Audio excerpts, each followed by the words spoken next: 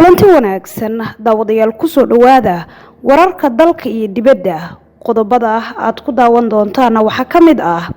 madaxweynaha dalka oo khudbad ka jeediyay shir madaxeedkii midowga Afrika xildhibaanada Mandheera oo dalbaday in wasiir janan iyo ciidamadiisa ay ka baxaan gudaha dalka Kenya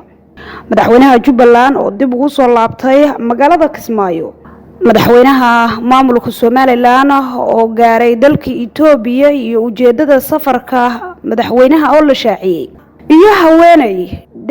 oo samaysay arin cajiib ah si ay u badbaadiso saygeeda qodobada iyo qodobo kale xiiso badan ayaad ku daawan doontaan hase ahaatee u diyaar garooba isagoo faahfaahsan aan ku bilaabay magaalada Addis Ababa ee caasimadda dalka Itoobiya waxaa lagu waday in maanta lagu soo gabagabeeyo shir madaxeedkii 33aad ee midowga Afrika kaas oo shalay si rasmi ah halkaas uga furmay shirka ayaa waxaa ka qayb galay madax caalami ah oo ka kala socday dalalka dunida waxaana dawladda Soomaaliya uga qayb galay madaxweynaha dalka Soomaaliya sidoo kale madaxweyne Farmaajo ayaa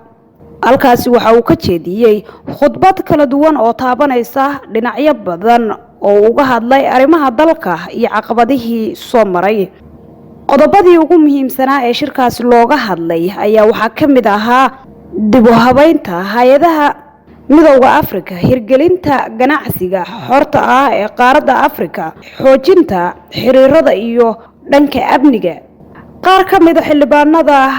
laga soo doortay bariga magaalada Mandheera ee gobolka waqooyi bari ee dalka Kenya ayaa ka hadlay xaaladda Mandheera iyo arrimaha la xiriira wasiirka amniga maamulka Jubbaland Cabdirashiid Xasan Nuur Janan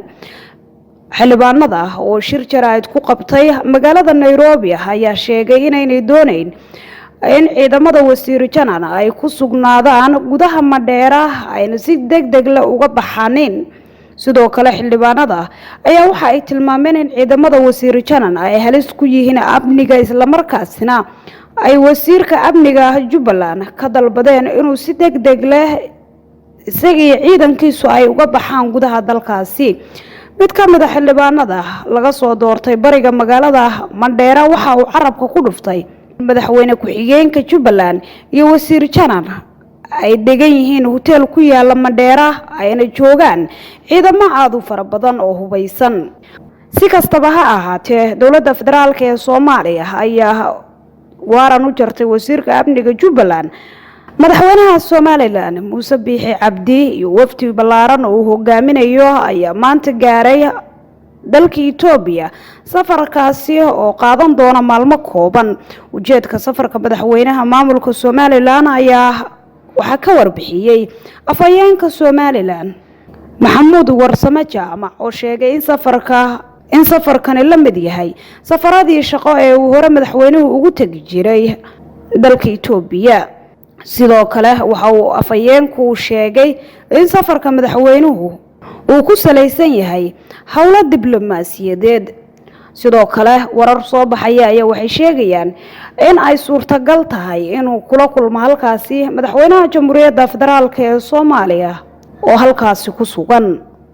haweeney u dhalatay dalka Hindiya ayaa ka qayb qaadatay tartan aysan u arkayn inuu yahay ciyaar lacag lagu heli karo waxna uu ka bedeli karo nolosheeda haweeneyda oo ka tirsanayd qoys sabool ah ayaa waxa ka xanuunsanaa saygeeda mana aysan awoodin inay iska bixiyaan kharashaad ku baxay baaritaanka caafimaad ee saygeeda haweeneydan ayaa markii ay xaaladda ku xumaatay waxa ay ka qayb qaadatay tartan orod ah si ay ugu guuleysato abaalmarinta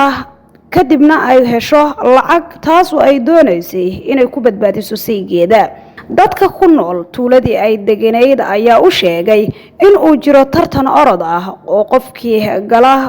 uu ku guuleysan doono lacag aad fara badan haweeneyda ayaa ka qayb gashay tartankaasi waxaana dadku ay falanqeynayeen haweeneyda deeda ay la eg tahay iyo ka qaybgalka tartanka orodka oo ay ka qayb gashay ilaa hadda lama oga inay ku guuleysatay tartankaasi iyo in kaleeto